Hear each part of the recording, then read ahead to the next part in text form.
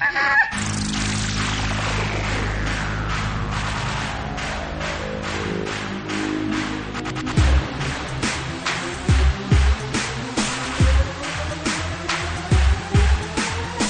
listening to Basically a Sports Show. Follow us on Twitter at Basically Sports. Subscribe to our podcast on iTunes. And download every episode and more at basicallyasportshow.com. Now here's your hosts, Zach, Greg, Mike. And you're listening to Basically a Sports Show. Okay, so Bryan Burke apparently is banning numbers, anything above number 35.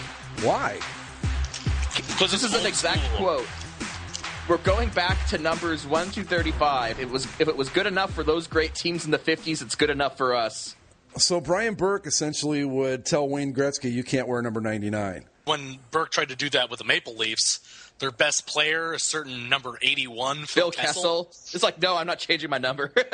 Oh, who am I thinking of that was 93 with the Maple Leafs? Was that? Doug Gilmour. Doug Gilmour, right. I was thinking Wendell Clark, but I knew that wasn't right. Doug Gilmour was 93. He was a pretty good player, right? Yeah. Burke has this idea in his head. He did it when he came to Anaheim, too. Everybody went to low numbers except for Rob Niedermeyer, who was number 44. But one thing that he's done that still sticks, rookies come in with high numbers, and if they want a low number, they have to earn it. That's kind of the thing in baseball, too. At least it used to be. Obviously, you've all seen spring training games where number 76. Oh, sure. Yeah, and when you make the big club, you get a lower number. But it is weird when you'll see a rookie come in with a number 9. Yeah. It's like, you think you are? I don't know. As was evidenced by my old screen name, my hockey number is 79. Yeah. And Goalie I'd just be like, yeah, for a goalie, yeah, it's a weird number for a goalie, but I like it. Don't you know you're only supposed to be 1 or 30 or 35? Well, fuck all of those people. See, I was just going to ask you guys, okay, for a goalie, what's your favorite goalie number? Mine is probably either 30 or 35. I don't like number 1. 79 is cool. I wore 79 as a goalie. In terms of more traditional goalie numbers, I'd probably go with 30. Like, if someone told me, oh, you have to be 1, 30, or 35, I'd probably go with 30. I'd probably go 35. It seems it has good balance. Yeah. But yeah, if Wayne Gretzky were active in the NHL today, Bryan Burke would not let him wear 99. Okay, Gretzky's at 99. Crosby wears 87.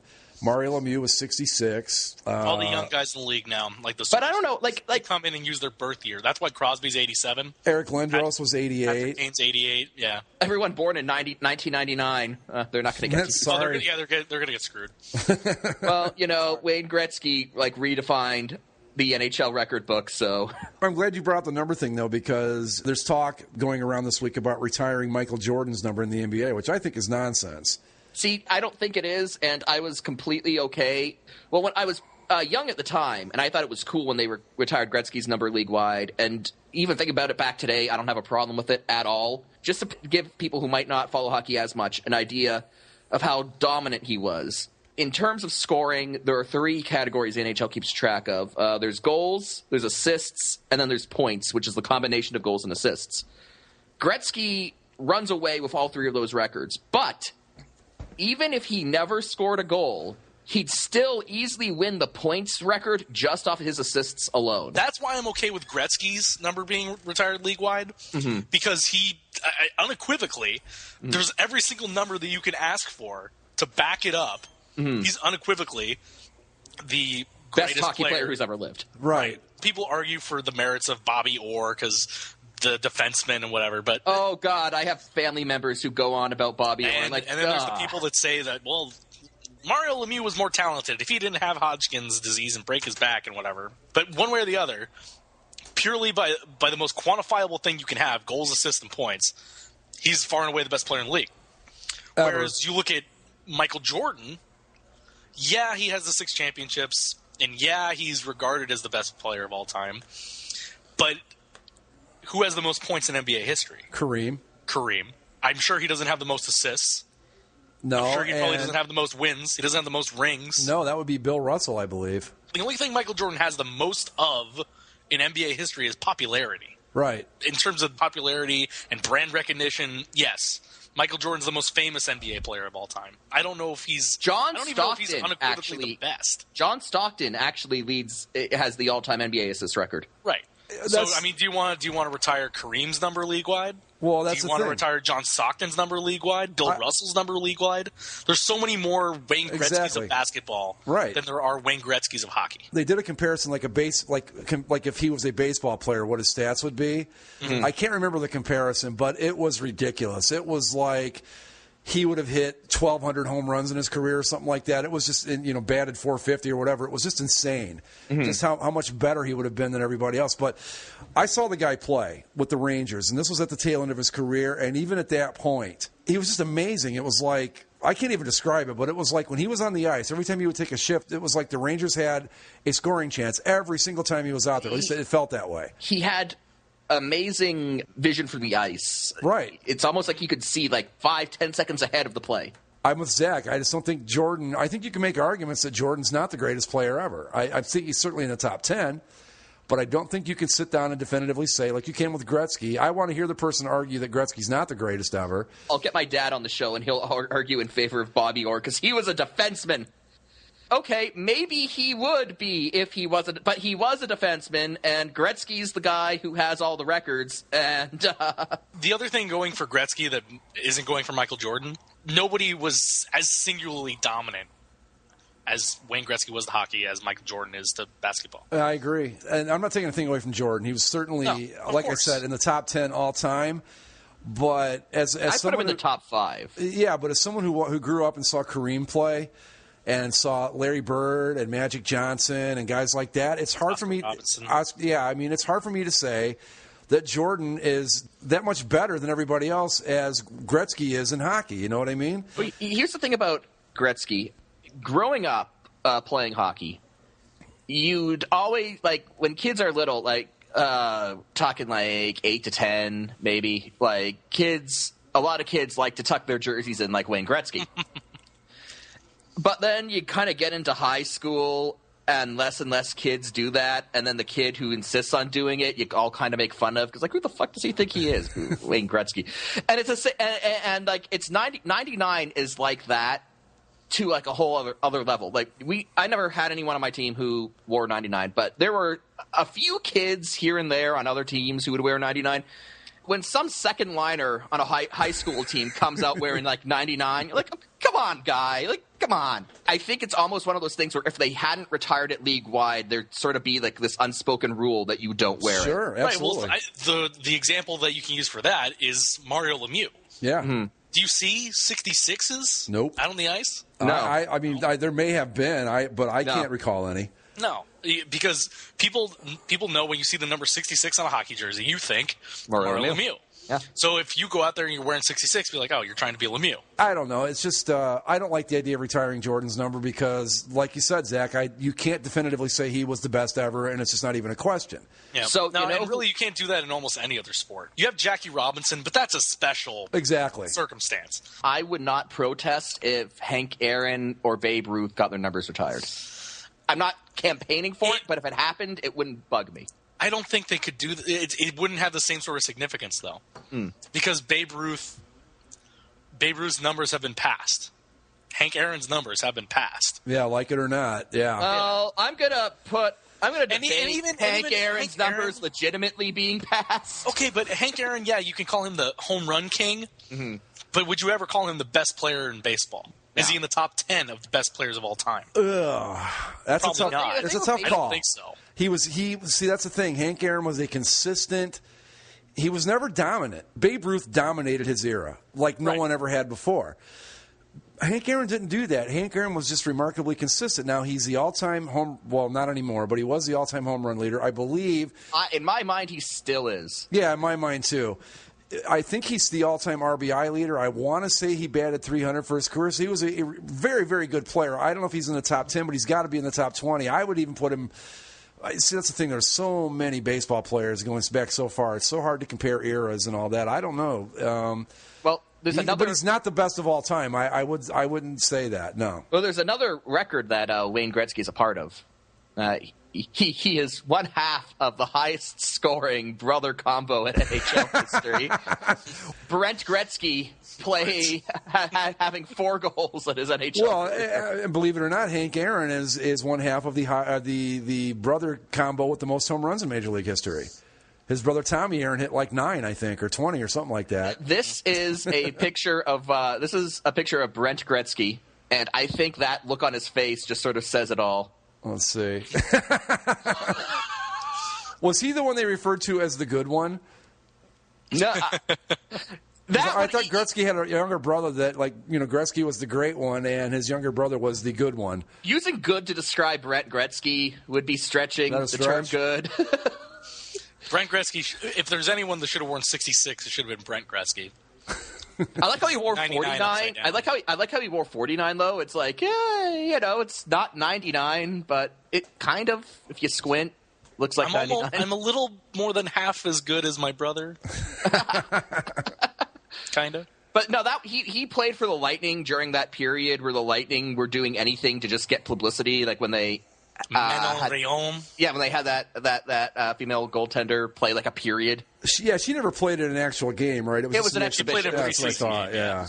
Anyway, I don't even know how we got off on the number track, but I say no to Jordan retiring his number. Nah, I'm against it. Well, I guess on that note, we can talk about that about how LeBron has decided to go on a number. It was between 6 and 23. The biggest news of the week, by far and away. LeBron picks his number. What happened to 32? Yeah. I was kind of hoping he would go with 32. I thought that would have been kind of cool. Well, with LeBron picking his number, that allows Nike to now produce merchandise.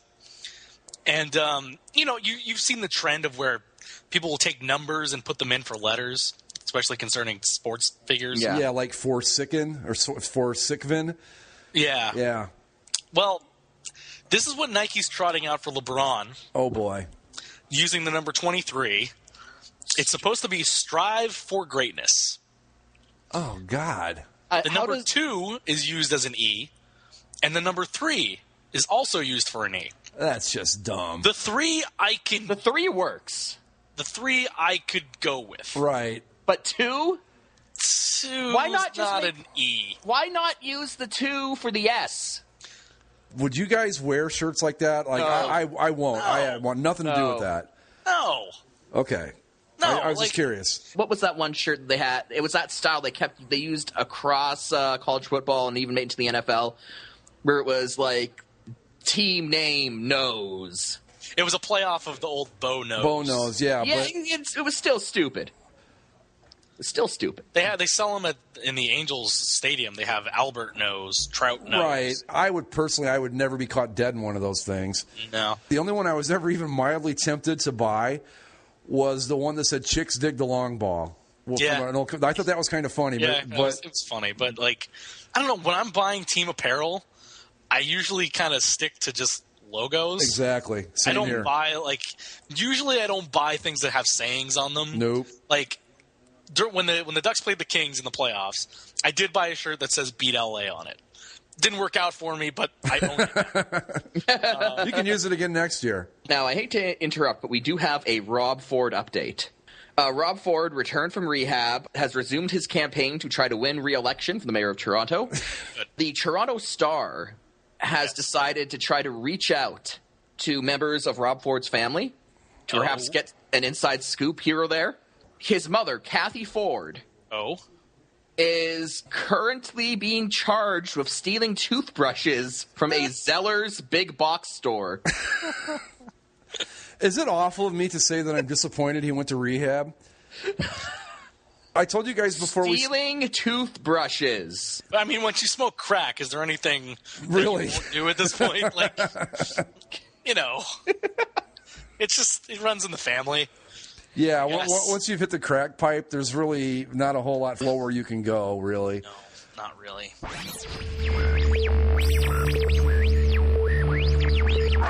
Did you do that to me? Yes, sir. This Sunday, the very first preseason game, the Buffalo Bills against the New York Football Giants. Oh, and by the right here in my neck of the woods in Canton, Ohio. At what the hell do they call that stadium? Hall of Fame field? No, it's Paul Brown Stadium. Stadium. Yeah, I actually used to have Hall of Fame game tickets. Yeah. but I got rid of them because there's just really no point in going down and watching the first preseason game of the year. But I was there for the very first game of the brand new Cleveland Browns.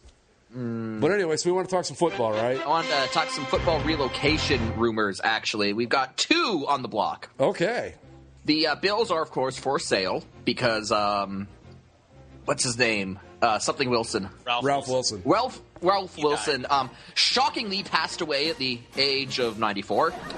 And, of course, the Bills are kind of in ownership limbo. The top bid was Bon Jovi and his group of Toronto investors. Yes! I live 45 minutes away from Toronto. I'm a fan of Toronto sports teams. I don't want to see the NFL in Toronto. I don't want to see the NFL in Canada. I quite like the CFL, thank you very much. And I like the NFL too, but I appreciate it for what it is, and I appreciate the CFL for what it is. I just would rather they not start crossing into each other. Well, Mike, before you go on, I have a serious question for you. Do you have one of the Keep John Bon Jovi Out of Here posters or whatever those things are that are going on? No, I do. No, I don't. I should drive to Buffalo just to get one. But didn't it come out today? Like the two groups that are the leaders or most likely to get the Bills are probably going to keep them in Toronto anyway. Buffalo. Or in Buffalo. Yeah. Well, the Bon Jovi group was recently outbid by the owner of the Buffalo Sabres. Yeah, Terry Pegula. Who something like $1.2 billion, I think, was what he offered. He has a lot of money. Yeah. That's still cheaper than the Clippers, guys. It's an still NFL franchise. The Clippers are worth more than the Buffalo Bills. Okay. Yeah. Which, you know what? All Buffalo Bills jokes aside, I don't understand how that's possible. It's because not. The Bills have the Buffalo Braves are worth more than the Buffalo Bills. That was That's good, a sports Zach. history joke. I know. I got it. I caught it. I say move the Clippers back. I'll tell you what, speaking of the Buffalo Braves, they had some nice uniforms. Exactly. Yeah. And they had a couple good players, Randy Smith and Bob McAdoo. I loved that team when I was about 10, I think. And then they became the Clippers. Yeah, and that was that. But, of course, owner of the Sabres, he wants to keep them in Buffalo. Another bidder has entered the fray as well, though. Donald Trump. I thought I got an update on my phone that said he was very, very, very not going to buy the Bills. Would he move them to New Jersey if he got them? Because that's what I think he would do. Just move them to Atlantic City. Yeah, I mean, I just can't picture Donald Trump owning a team in Buffalo. They build a new stadium in Atlantic City, like the Trump Dome. Welcome to Trump Dome. Home of Atlantic City Trumps. Big tacky-ass golden, I don't know, buffalo, I guess, all over the place. And, it would be like the Atlantic City Trump Buffaloes. Oh, my. No, here we go. AC Buffalo. Yeah, that would be it, right? Oh yeah, there you go. Get a little MLS or the Atlantic City Bills of Buffalo. There you go. Okay, so Donald Trump. But so I just wanted to ask you guys. I kind of gave my opinion on it, but what do you guys think about the possibility of an NFL team being based in Canada in Toronto full time? Meh. Yeah. It doesn't affect me. Yeah, if it's there, cool. As long, I mean, I just don't want. They're the Buffalo Bills, right? You know, if you want to put an expansion team in Toronto, I'm fine with that. If you want to move a team that has no following, like say the Jacksonville Jaguars, to Buffalo, I'd hold your tongue, lest the 4 Jacksonville Jaguars fans that are on those boards start hounding us because they are. I'll take my chances. They are a vicious bunch. But I don't want to see the Bills leave Buffalo. I honestly think that they are very much like the original Browns. They're just such a part of that city that I would just hate to see it happen. I mean, and granted, they'd only be 45 minutes or so up the road, but it's just not the same. And I don't know. It's the Bills. When the Bills would play in Toronto, yeah, there is a minority of diehard NFL fans in Toronto who want the NFL in Toronto and they want it to be the Bills and they're really vocal about it. But outside of them, nobody gave a shit. Well, here's the thing. No, but like when they played those games in Toronto, didn't they not sell them out? No, they failed to sell out the Sky Dome, which is small by NFL standards. Yeah, and again, I keep saying this because I just find it hilarious. It's one of those two cultures sort of meeting things, where when they would have the games in Toronto, some Buffalo fans would come up and they'd start tailgating. and then the Canadian fans who went to the game like didn't know what to make of American tailgating. Like, why are all these people standing outside of their cars eating food and having grills and stuff? You know there's food inside, right? The NFL thinks they can just drop a team anywhere and people will show up. But Jacksonville has proved positive that simply isn't the case. There are more than enough people in the Jacksonville area to support an NFL team, but they don't. Toronto's been given all these exhibition games. They were more to kind of test the market, really. Yeah, They were to see if test the Toronto market. was going to work. At the height of it, I think they were doing two games a year in Toronto. Now they're down to one. And the last I heard about it was that they were contemplating, quote unquote, taking a break and just not doing it for a few years. So, they were used as tests, and they didn't work. Yeah, it's like when the NHL put those exhibition games in Kansas City, and no one cared years ago, and nobody showed up. So they said, "Okay, well, there's a nice arena there. It's suitable for NHL hockey, but nobody's going to show up. So why bother?" Yeah. You couldn't put an expansion team in Buffalo now. If the Buffalo Bills didn't exist, you wouldn't be putting a team in Buffalo. No. Same like Green Bay. I mean, Green Bay, that would never happen. But the fact that the Buffalo Bills are still there... That's what I was going to say. It's cool. It makes sense. Yeah, I like the Bills. I like their uniforms. I like their thing. They've got a good team going. They're kind of rebuilding. I like the direction they're going. They always manage to beat the Patriots somehow every year. And don't the fans pretty much show up win or lose? I mean, they get great support. So why would you want to put them somewhere where you're not guaranteed that? I am amazed, and I have a deep respect for Buffalo Bills fans because because Maple Leafs fans show up even though the team sucks. But Maple Leafs fans don't have to sit outside in the middle of February as a blizzard's coming down on them to watch the Maple Leafs suck. Well, and in Buffalo, that blizzard can happen in the middle of October. Exactly. So it's just really nice to see Leafs fans in Buffalo come out, support their team through thick and thin. They even supported them when the team looked like crap with those god-awful. Oh my God, worst uniforms ever. Well, it used to be the worst uniforms ever, not anymore. No. Tampa Bay Buccaneers, they saw that challenge. I want to derail us one more time here. Did you ever think you would live in a world where those Bills uniforms weren't the worst uniforms in NFL history? If you had told me that 5 years ago, I would have said no. Yeah. No. I will say this, though. They didn't look bad with the dark jerseys and the white pants. They were decent. But they never did that. They never did. No, they kept wearing monochrome. But I like teams like the Packers. I like teams like the Bills because they're kind of throwbacks to the days when professional football was confined to small, Rust Belts or small Rust Belt. Bring back the Providence Steamroller. Bring back the Canton Bulldogs. Exactly, and all those teams either moved to the huge cities or just folded. But the Bills and the Packers are two of those teams that just they stuck around and they survived. And I think that it's really cool that those teams are still active. And my reasons for wanting the CFL to succeed and thrive, that's a big factor in it. But I also don't want to see Buffalo lose their team. No, so. I think that would be awful. It would just be that's what they have there. They've got the Bills and the Sabres, and that's about it. You ever been to Buffalo? Not a whole lot going on there. I was there for a Leafs game once. It's not exactly Riviera on Lake Ontario or anything like that. No, it's not. No. But, it's not bad. It's not Detroit. If you can get to Buffalo most places aren't Detroit, and be thankful for that. If you can get to Buffalo in the 3 weeks when there's not 3 feet of snow on the ground, it's not bad. But other than that, what's the other relocation thing? Are we talking about the Oakland Raiders? Oakland? You'd mean the San Antonio Raiders? Yeah. Mark Davis. He doesn't even have a controlling stake in the franchise. I think technically he does because he's the largest single shareholder, but he doesn't have the majority. No. Yeah, but he has 47%. And before we kind of get into this, I just want to reiterate that I keep forgetting this member's name, and I really feel sorry about it. But on the sportslogos.net forums, we have a member from the Oakland area, and this member has said that they've seen Mark Davis regularly purchasing cough syrup.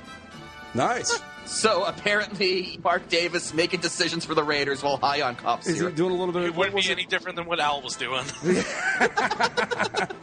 But yeah, everyone kind of pegged the Raiders because there's no money for Oakland to build them a new stadium. No. So people had pegged them to probably just, go to L.A. or just share the 49ers' new stadium in Santa Clara. But a new challenger entered the fray, as Mark Davis is apparently meeting with San Antonio city officials. It'd be such a Raiders thing to do. You know what, though? I got to be honest. I like that idea. If they can't stay in Oakland, I think San Antonio would be a cool place for them. You know why I like San Antonio? Because I like when cities have the same colors. Right. Yeah, exactly. They wouldn't have to change. No, the Spurs are, if you're a Spurs fan, congratulations. You have your new Raiders T-shirt already. A lot of people have said that it's transparent bluff because the Alamo Dome isn't exactly up to snuff. But right, they still have to build a stadium there. They still have to build a stadium. But here's the thing. It's cheaper to do it in Texas. Yeah, exactly. This is why I think San Antonio has traction. One, the Alamo Dome would only be temporary. Insofar as that is concerned, while the Alamo Dome might be outdated, it is still better than the Oakland Coliseum. Yes. Which, last I checked, still has that raw sewage problem. Playing a game on the streets of Detroit would be better than playing a game in the Oakland Coliseum. The Oakland Coliseum has been terrible since I was a kid. That's how long they've had problems with that stadium. I remember there was a shot of the Oakland Coliseum, like from the parking lot, and there are caged-off walkways to get from the parking lot to the Coliseum, so you're not mugged or killed on your way in. Mm-hmm. So, in that regard, San Antonio works. And two, your choices, let's assume for whatever reason LA simply isn't going to work. I've heard rumors that apparently the Los Angeles city government is not keen on the Raiders being the team that comes back. No. Trust me, that's true. Because of the element that they bring with them. Yeah, that's the PC way of saying yes. The fans are jackasses. Yeah. So if we assume that LA's out, okay, so we're looking at San Antonio as an alternative to Oakland. Oakland doesn't have the money to build them a stadium. San Antonio does. One, because San Antonio is not broke, and two, as Zach said, it's cheaper to build in Texas. Sure. So here's the only question I would have. Okay, do Jerry Jones and Bob McNair let this happen? Well, the thing is, they don't have a say. I don't know. I mean, because they don't need a unanimous league decision. They just need a majority. So well, yeah, because they need a majority, but I don't think it cuts. I think what you're trying to ask, it doesn't cut into their market. San Antonio is its own thing. Yeah, I've always kind of associated it. I've always kind of associated the three centers of Texas sports as being Dallas, San Antonio, and Houston, and they're really. And I know the Cowboys play some preseason, like a preseason game in San Antonio. And I'm sure that there are Texans and Cowboys fans in San Antonio because they don't have a local option. But I'd have to assume that that local option wouldn't have if that local option were to arrive, it wouldn't have too much of a trouble getting, converting those fans, especially when you can look at the state of the franchises involved. Houston that train was steadily progressing along, and then it just flew off the rails last season. Football isn't a hard sell in Texas. No, not at Texas. all. And it's kind of like putting a hockey team in Hamilton. People say, "Oh, everyone will still be Leafs fans." Well, that might be true, but they'll still sell out. So you still have hockey fans. Like you guys, I like it. I think San Antonio Raiders, just as an aesthetic phrase, sounds good. Fine. And as Zach said, it's such a Raiders thing to do. It really would be. It is such a Raiders thing to do.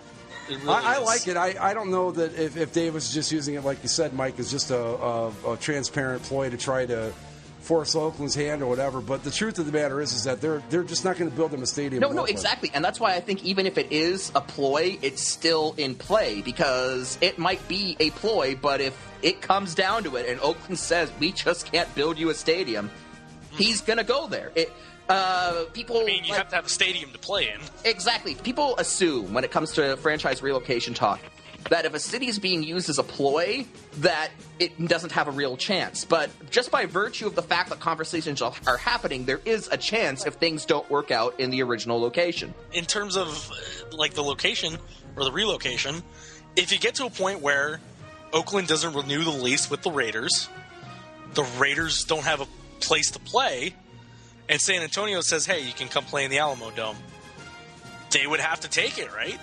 The NFL wouldn't just let the Raiders not play for a season. No. Right? And think about this. that like the Raiders logo gives no indication for the city. Literally nothing would have to change about their uniforms. No. And you want to know what else would be incredibly Raiders thing to do? If the city of Oakland tried to do that thing where, well, we want the name and history of the Raiders to stay here, and the Davis family just goes, no. I got to bet that Al Davis, as nutty as he was and as out of it as he was, when he saw what happened with the Browns, I bet you anything that he put something into their deal where that can't happen to them. Yeah.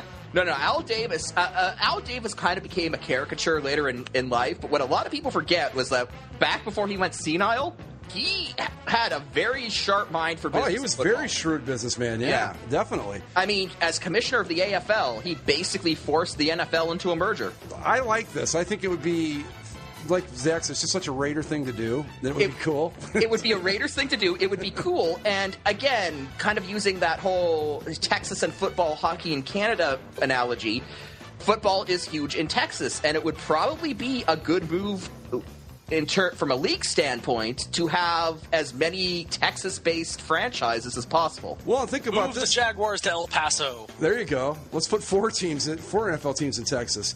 Move the Bills to Lubbock. Yeah, you think about it too, though. Chargers. Yeah, obviously Texas is Cowboys country. I mean, Houston, I suppose, has a little pocket there of Texans fans.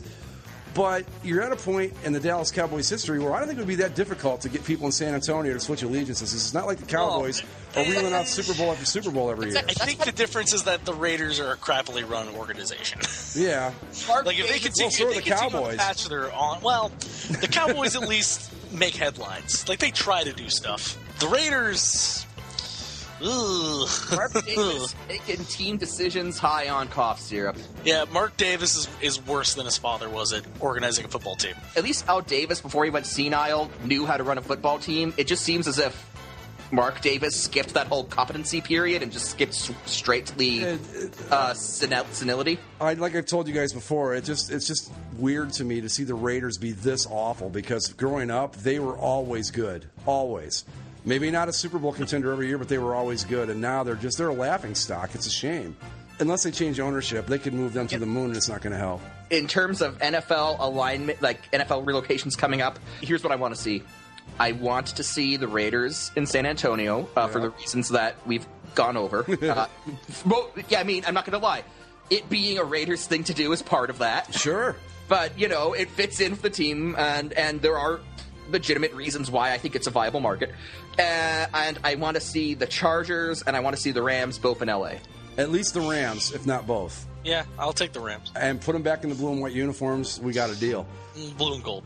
White, blue, well, and white. See, if it's blue and gold, though, and the Chargers go too, then, you don't have to change the signage. It's, all perfect. Yeah, just make Los Angeles. Just put Los Angeles football or something like that. Put Los Angeles in block letters in each end zone and be done with it. Yeah, gold Los Angeles on a blue background in each, and you're done. But you see, now to defend my beloved blue and whites, there is white in the Chargers color scheme, so blue and white would work too. Same deal. Los Angeles and white in both ends. Yeah, except the blue and gold uniforms are superior. Well, to some people, the people with less taste than others, yeah. Okay. I will say that the I tend to favor the blue and white scheme over blue and gold, but I got to say the blue and gold, those shoulder horns, those sleeve horns, those are cool. Yeah, they are. I'll agree with that. People like to say, "Oh, they don't make sense because you already have the horns on the helmets. Why do you need?" No, you don't understand. It of course it's nonsensical, but it's like a horn stripe. But it's on the sleeve. It's cool. Exactly. I remember when they first came out with those uniforms, and the announcers actually talked about it during the game. And I thought that was the coolest thing in the world because they were talking about uniforms. I was probably 10 or something. I don't remember. Apparently, they did the same thing when the Bengals switched to their superior uniforms. Yeah, well, the helmet, yes. The rest of it, well, the early versions of that uniform were great, but now, the current version of it is just. Are you going to watch the Hall of Fame game Sunday? I will. I'll tune in for I'll tune in for a bit, and then I'll see if it manages to keep me around. But I will tune in for the start of it. You know what I'm gonna watch? I'm looking forward to that Buccaneers Jaguars preseason game. and have you noticed it's kind of come to light the more we see of this new Bucs uniform, the random black spray painted stripes? No.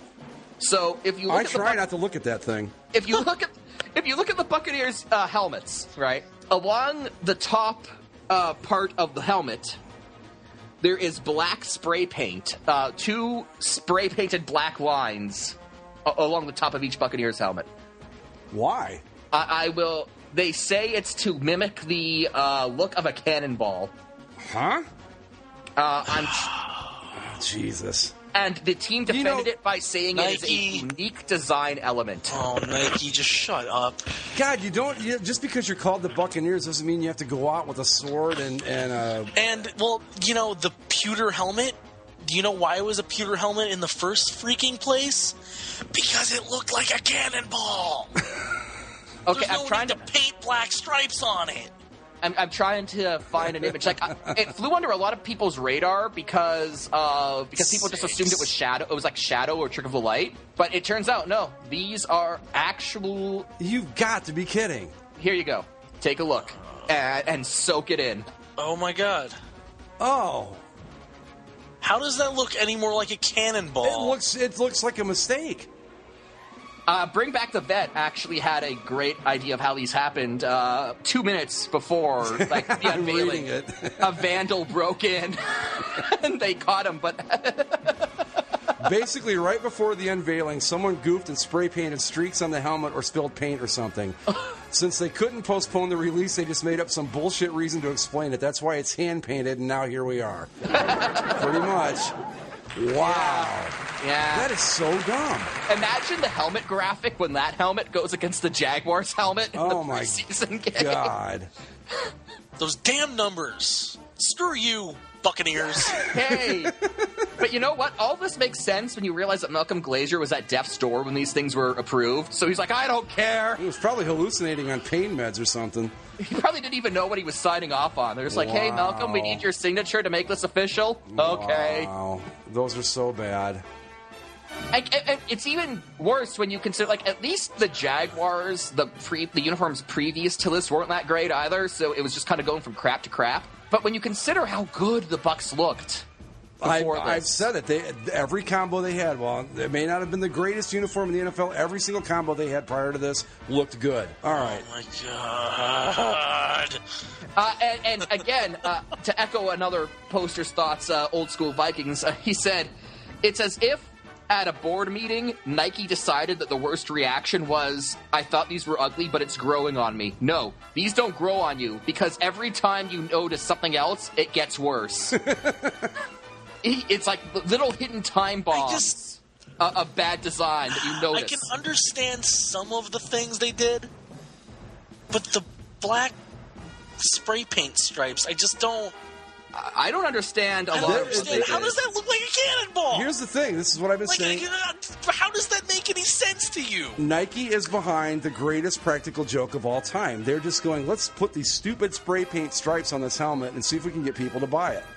They're just doing this bullshit just to see how far they can go. Those numbers infuriate me because traditional Buccaneer sword carvings. Fuck you. There are no traditional Buccaneer sword carvings. Like if you Those type don't in exist. They don't exist. And two, your big thing that we want to make everything look piratey, so we're going to give them digital alarm clock. I was just going to say, so you go with the digital alarm clock?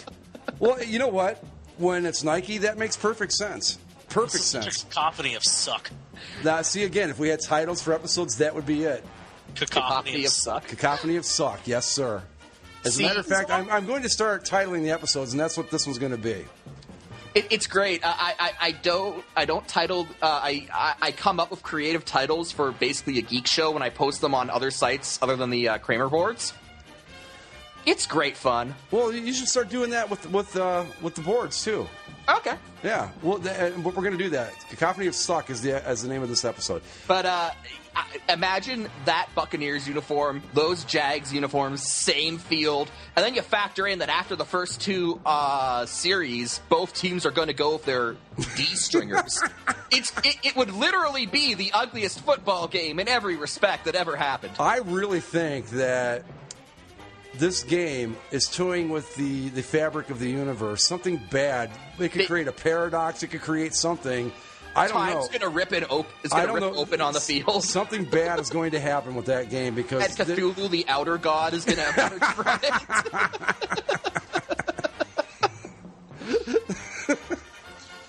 But you want to know what outs I'm looking forward to? More so than the terrible looking game. It's when the pictures of the game inevitably make their way to the boards, and certain people will say, I don't know, I kind of like it. Yeah. And it will happen. Yeah. It will happen.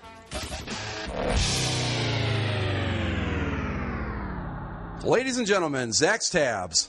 Zach's Tabs! Another good one, Mike. Way to go. Woo. So, the University of Oregon, their football team is known for progressive uniform stuff. Yeah, if that's what you want to call Let's it. say that. Well, they're the ones who started this whole crap show that eventually led to the Buccaneers travesties. Yeah, pretty much. Well, they do some stuff with their season tickets for their football games.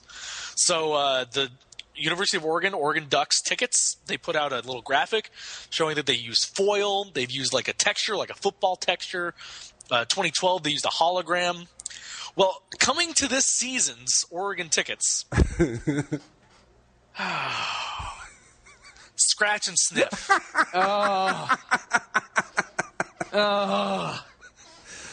I've got to hear. And it's not going to be like the grass of the stadium or. Isn't that a Carl's Jr. burger? It's a Carl's Jr. hamburger. Because that's a scent that I want to actively seek out. Especially an artificial version of it, right? Yeah. Okay, what's the reason? Greg, Yes. Greg, I know that you are something of a ticket collector. Yeah. Do you need one of these? I've got to have one of these. Just for the sheer absurdity of it, I've got to have one of these. Well, and Stanford with a good blow to Oregon's confidence. It says the Stanford Athletics Twitter feed. They retweeted the thing where it says Oregon issues football tickets that smells like Carl's Jr. Let jokes begin about sense for other Pac-12 schools' tickets, and Stanford responded with roses. Oh, Nice. Rose Bowl. Stanford taking the high road and still. That's the smart kids. Yeah. That's what they're doing. Okay, so what's the reasoning behind this? There has to be some sort of marketing being. Carl's Jr. said, "Hey, it'd be really cool if you could smell cheeseburgers. If you could smell our greasy, disgusting cheeseburgers on your tickets." Okay. But yes, I would love to have one of these. They will just again, and no, this isn't a Nike thing, but they're the reason for this kind of stuff. No, they are blaming scratch and sniff on Nike. I'm blaming. I'm blaming the am. idea of doing a scratch and sniff ticket on Nike. I will go down that road because Nike's the one who kicked off this whole stupid uniform trend with Oregon. What if? And even though this Nike isn't release a scratch and sniff uniform, I wouldn't put it past them. God, I hope they're not listening because they'll do it. Guys, that's the best idea. They're responsible for all the Ravens uniforms will smell like crab cakes. But Cleveland Browns uniforms will smell like the Cuyahoga River. Ooh. Will the Browns uniforms just set on fire? Johnny Manziel's just on the sidelines and suddenly just spontaneously combust. God, that'd be great. This current uniform trend that Nike started, it's part of a mentality that Oregon themselves have adopted, and now we've gotten to the point where everything about Oregon has to be a gimmick. The tickets have to be a gimmick. And now it's a very stupid gimmick. Exactly. God, damn it. Well, can't you just be a football team for a university? No. I will say though, was it their not last year but the year before? I really liked their uniforms that year. I think it was 2012, maybe. The 2012 set was nice so long as they wore the versions that actually used school colors. Yeah. Well, instead they rolled out like these are our Dark Knight versions with like black and 10 shades of gray. School colors are so 2010, Mike. Come on. I mean, really. No one does that anymore. Nobody wears their team colors. I brought this up before, though. Don't you think that you reach a point with all these crazy uniforms and stuff that because your uniform's supposed to be part of your brand, When you're wearing so many uniforms that you don't even know who you're watching half the time, I think it's kind of defeating the purpose. It defeats the purpose, and everyone gets so caught up with trying to be next that everyone we've seen it with other universities. They start with these these style of Oregon uniforms, and then I maintain that the next team to come out, and they just come up with a simple classic redesign, they're going to be the team that stands out. I hope. The Rockies. They had a T-shirt giveaway last week for the best player on the Colorado Rockies, Troy Tulowitzki. Yes, sir. Tulowitzki. The team for their T-shirt giveaway night misspelled Tulowitzki. How does this happen? And it wasn't happen? just on a few of them. It was on all of them, right? It was on the entire batch. How does this happen? How does this happen? How do you misspell the name of your best player? Your most popular player, your best player. Basically, I would even go as far as to say probably the all-time face of that franchise, or maybe Todd Helton, but I'm going to go with Tulowitzki. But then again, that Tulowitzki is pretty good too. When these things arrive at Coors Field, like in the big boxes, I'm sure they had them weeks ago, and they open them up and they see that it says Tulowitzki. Do they not say anything? Do they not complain? Well, how many did they give away? All of them. 10,000. Okay, so that's about $4 a shirt. Hold on, let me see. Like $40,000. They can afford to get that fixed. I know somebody that's in the screen printing business, so I know how much these things actually cost to produce. And it's not that, especially when you're buying 10,000, it ain't that much a shirt. A couple, $3 maybe. But you know what? While we're talking about baseball really quick, I am going to admit defeat. Baseball is not what it used to be. Oh, no. I'm relegating it. I'm taking it a step down. It's not, how would I even describe it? It's a bigger version of the NHL is what I'm trying to say. It's a niche sport now. I hate to say it, but it's true. It really is. Maybe. It's a lot bigger niche than the NHL has. Yeah, I know, but but did you see what I thought I had that. But the Atlantic League, some of the things they were going to try to do to speed up the game. No. They were going to limit mound visits. Good. To only like 3 a game. Good. And they'd be used as essentially timeouts. A batter couldn't step out of the box. Good. At all during his at bat. Unless he got brushed back, but he couldn't step out, do his gloves, adjust his shirt. They would have a 12-second pitch clock. I think if you keep the batter in the box, you probably don't need the clock. I really think that. I think you can get by without putting the clock in, but that's got to be done.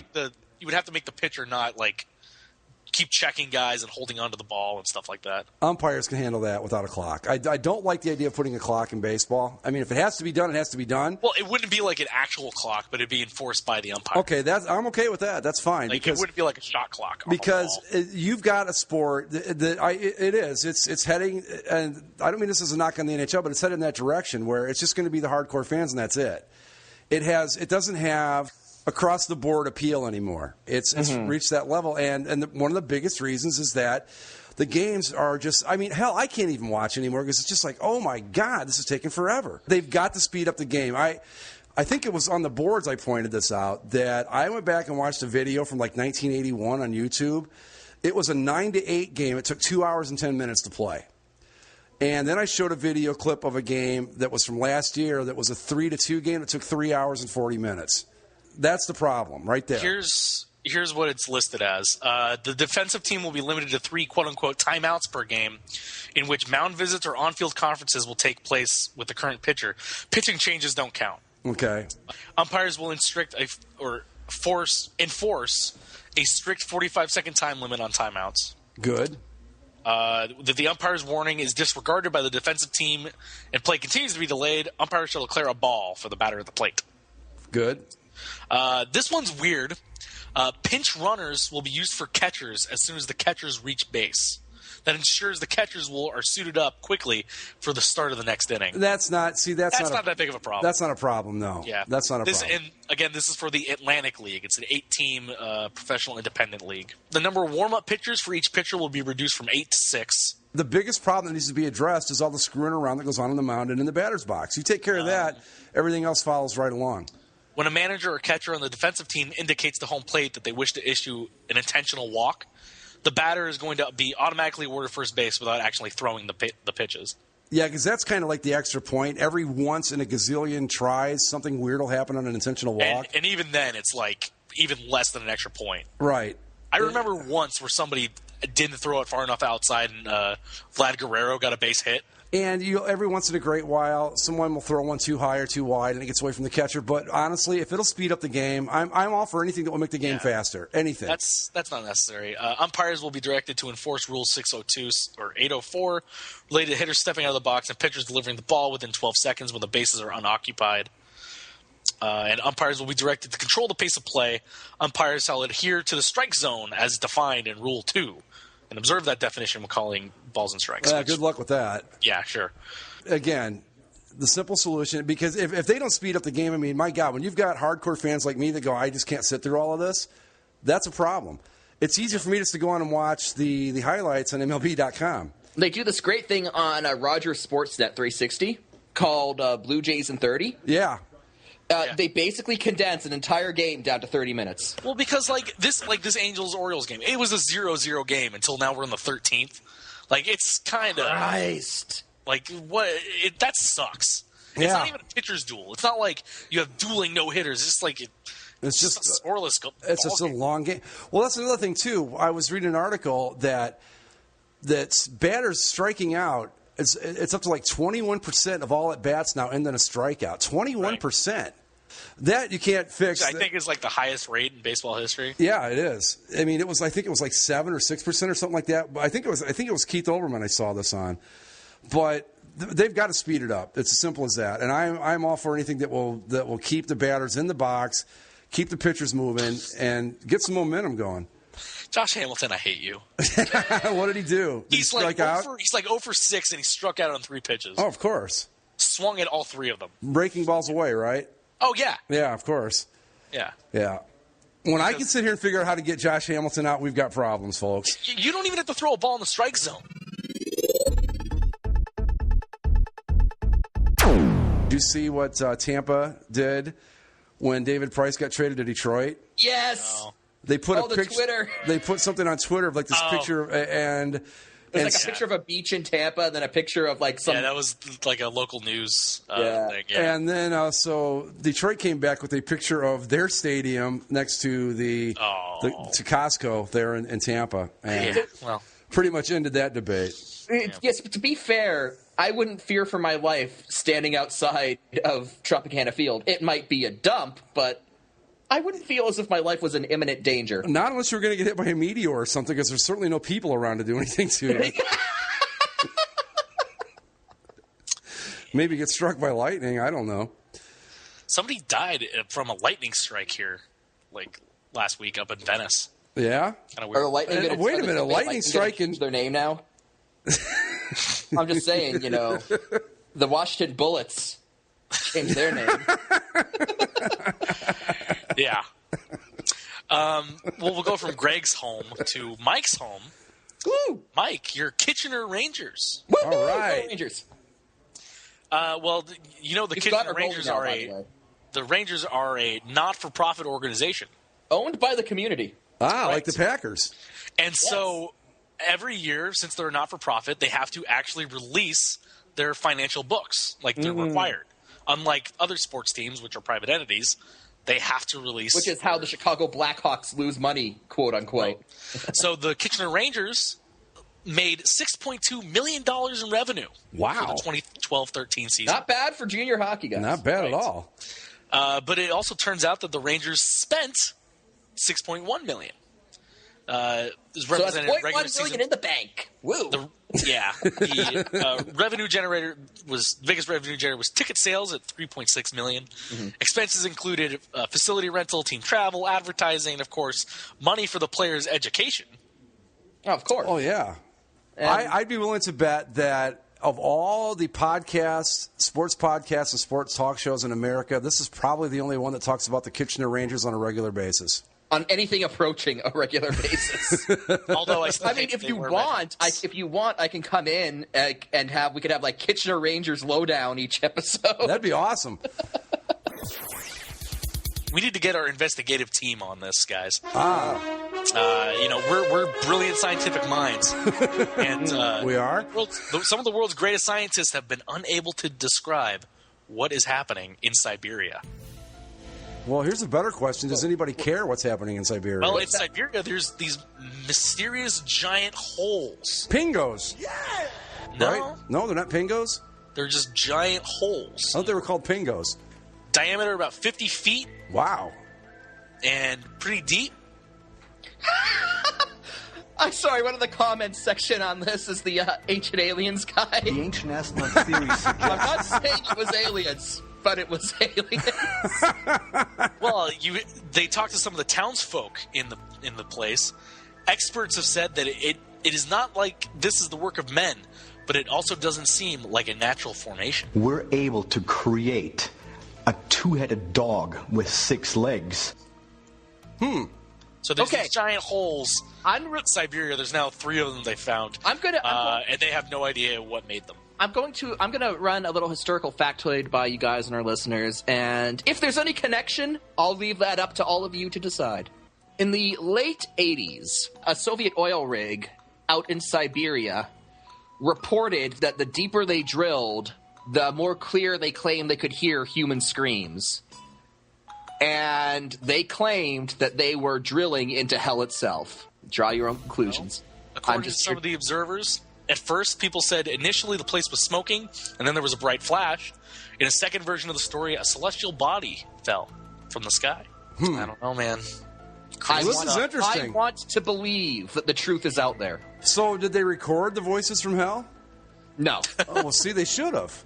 Well, that's what I don't understand. This, you got this thing, and you hear voices. You think somebody would it whip was out a a bunch tape of like recorder? Soviet oil drillers out in Siberia. You know, Okay. I doubt they had. It's not like they had like their iPhones on them. To Well, plus it was the '80s. I'm sure it wasn't. There wasn't a cassette deck laying around. You know, it was the '80s. It was not only was it the '80s. It was the '80s in the Soviet Union. So take the technology level and knock it back another decade. Let's see. The Siberian Times reports that Anna Kurchakova from the Subarctic Scientific Research Center. Whoa. There's enough news in Siberia to constitute a daily newspaper. My thoughts exactly. I mean, Siberia is a big place, man.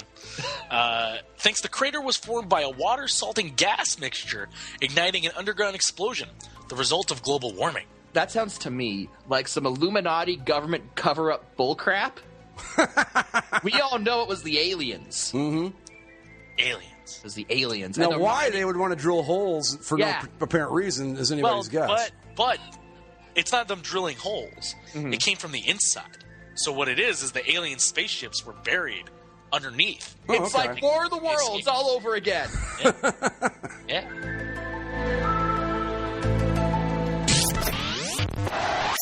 The last thing here. So somebody put up an ad on Craigslist because, it's getting to that time of year when football's coming up, like we said, so people are getting their fantasy football drafts going on here soon. This ought to be good. This guy on Craigslist put out an ad asking for a young lady to help with his draft party. Okay. And to quote, the job includes running the draft board, getting guys drinks, and of course doing it all in a bikini or lingerie or some sexy outfit of your choice. We're not too picky. We do not hire strippers for the event because there are some guys that are older and have wives and kids and feel a little weird. However, we will tip, and some of the guys will tip if you push the envelope. If you want to go topless, that is your incentive. And I'm sure you can make good tips doing it, but it's not expected. So they don't want to hire a stripper, but they want to hire a stripper.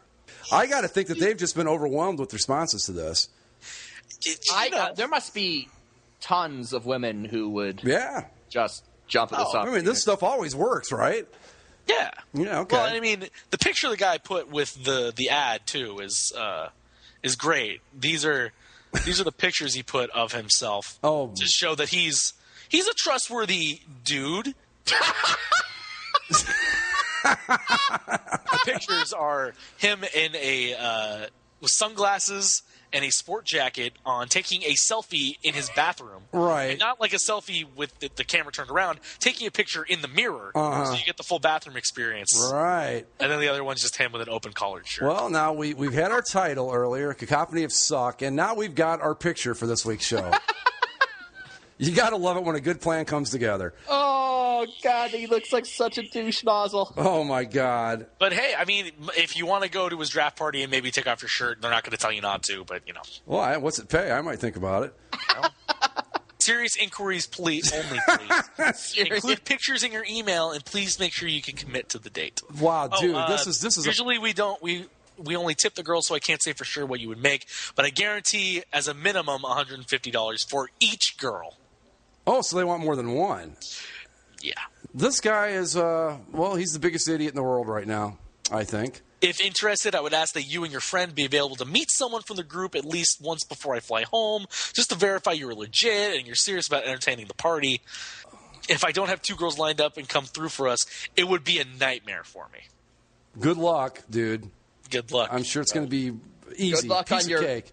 Good luck on your serial killer spree. Right, like I said, he's probably had more responses to that than he knows what to do with.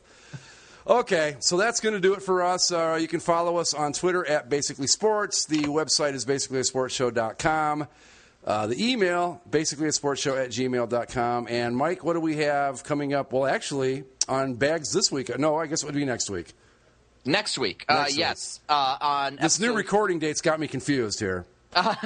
Next week on Bags, episode 26, Jack is going to attempt to defend Highlander 2. Oh, good luck with that. There could only be one. The regularly called one of the worst movies of all time. He will attempt to defend it, and I'm not even going to try for that. I'm just going to sit back and let him bury himself because there's no way you can defend that movie. Yeah, Jack, good luck with that one. All right, so any final thoughts, guys? My final thought. It's time for Dodger Baseball. Hi, everybody, and a very pleasant good evening to you, wherever you may be. The dulcet tones of Vin Scully coming back for his 66th season. Absolutely. Yeah, You know, I got to applaud that. 66 seasons. 66 years. Wow. From Same team. 1950 to 2014-15. Not bad. Yeah. All right, that's going to do it. We will. And the Angels have won. All right, even better. With another save. Another save. In what, the 17th inning? Is that what we went to? 13th. Oh, okay. Yeah, good luck, So Oakland. that means the Angels gain a half game, and they're two back of There you go. Oakland Athletics. All right, that's going to do it. We'll see you all next time right here on Basically a Sports Show. Later. Bye. See ya.